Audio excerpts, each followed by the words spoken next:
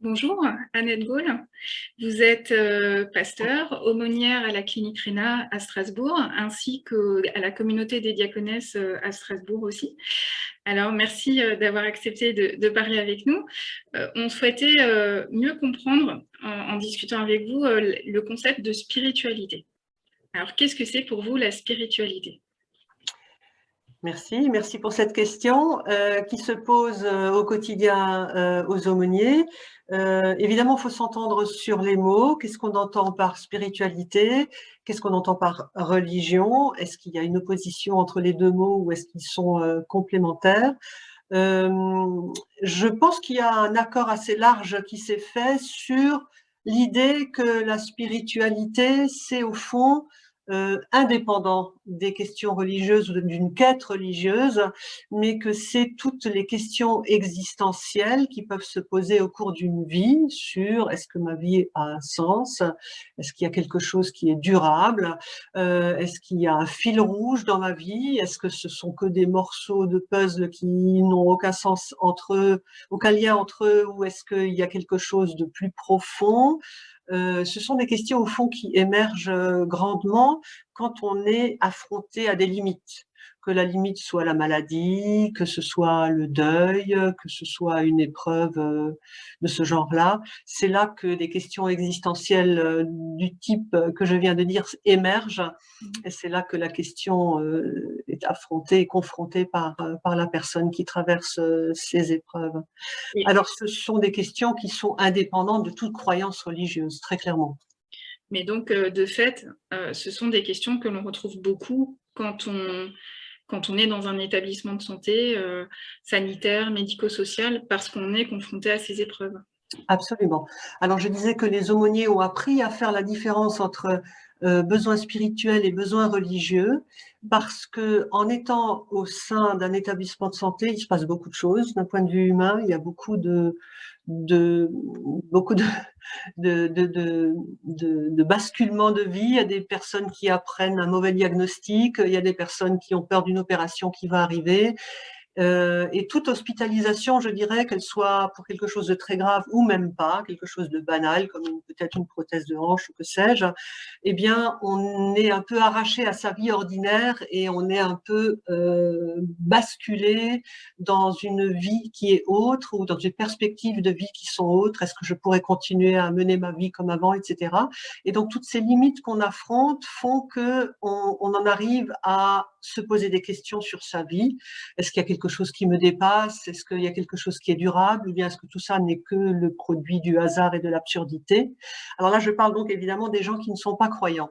Ce sont des gens qui peut-être, dans notre vie actuelle, dans notre monde actuel, sont les plus nombreux. Donc, qui sont là dans les hôpitaux et que les aumôniers rencontrent. Et je dirais, quand on est dans un hôpital au quotidien, eh bien, on rencontre des gens dont le cœur déborde, des gens qui ont envie de parler de toutes ces questions qui les bousculent et dont ils ne trouvent pas les réponses très simplement. Et ce sont des questions très, très difficiles, hein, et les réponses ne sont pas évidentes. Et donc, la première chose à faire quand on rencontre une personne qui a besoin de parler, eh bien, c'est de l'écouter. Donc, c'est ça la première mission des aumôniers. Indépendamment de leur couleur confessionnelle, ils se mettent à l'écoute des personnes qui ont besoin de parler, essentiellement les patients ou leurs proches. Quelquefois, ça arrive aussi avec les personnels, surtout en ce moment dans les hôpitaux. Pour les personnels, c'est plutôt difficile, comme on entend beaucoup, et c'est tout à fait vrai. Et donc, quand le cœur déborde et que vous êtes la personne qui est là dans le couloir au détour de l'ascenseur, eh bien, vous êtes là pour écouter. Donc, c'est effectivement ce que font les aumôniers. Et je dirais, ils se mettent en retrait par rapport à leurs croyances confessionnelles. Ils ne savent pas qui est là en face d'eux. Ils ne vont pas aborder de questions d'eux-mêmes, mais ils vont suivre la personne dans ce qu'elle a envie de partager. Et très souvent, mais pas toujours, mais très souvent, la conversation va rester sur ce que nous appelons, ce que nous venons de définir comme étant des besoins spirituels ou des motivations spirituelles, c'est-à-dire mettre en ordre leur vie, pouvoir parler de ces questions qui les agitent, de basculements divers et variés dus à une maladie, dus à ce qu'ils sont en train de traverser.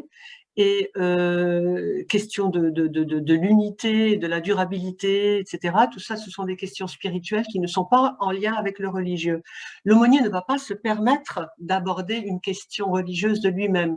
Seulement si la personne qui se rappelle peut-être, parce qu'il y a aussi un badge, qu'en face de elle, il y a un prêtre ou un pasteur ou un aumônier d'une église ou juif ou musulman, etc., peut-être la question de Dieu va émerger. Alors, si la question de Dieu émerge, ça sera dû uniquement à ce que le patient va dire.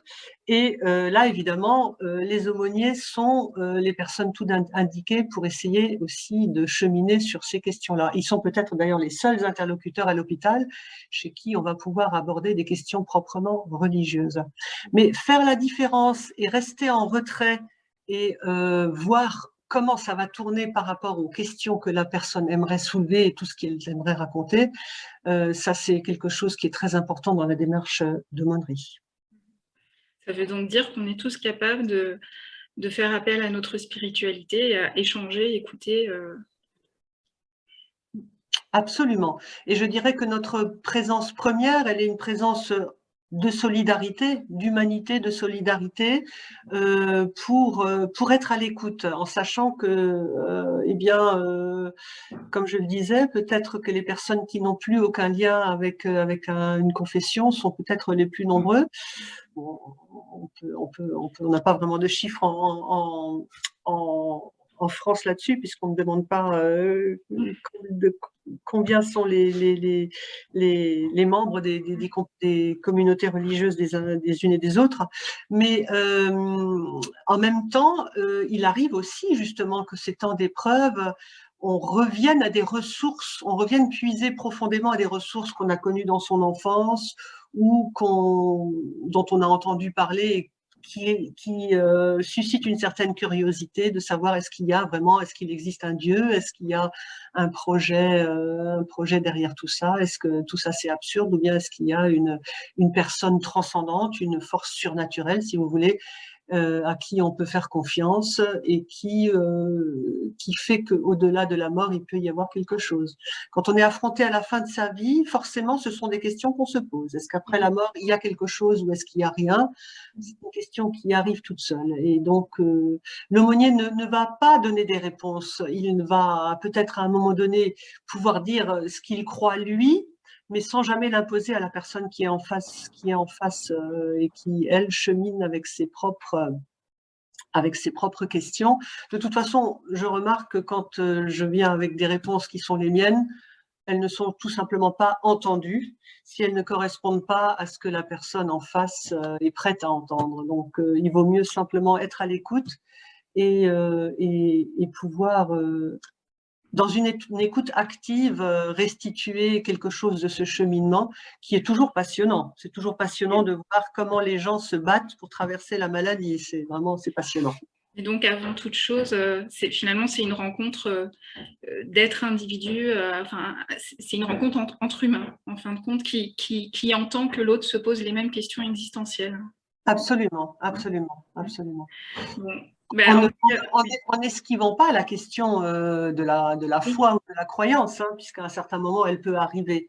Et donc, évidemment, dans ce cas-là, nous pouvons aussi, dans ce cas-là, faire le relais avec la communauté d'appartenance. Si, par exemple, il y a une demande par rapport à un prêtre ou par rapport à un imam ou à un autre religieux, évidemment, l'aumônier, il y a une déontologie entre aumôniers qui fait qu'on va transmettre la demande à la personne qui est indiquée pour répondre. Ça, c'est très important aussi à dire. D'accord. Merci Annette. On retient de l'écoute, pas forcément de réponse, mais beaucoup d'écoute, de moments de partage. En tout cas, vous avez répondu à notre question sur qu'est-ce que la spiritualité. Merci. Et puis, on continuera d'aborder cette question avec Yves Martinet qui nous parlera de spiritualité laïque. Merci beaucoup.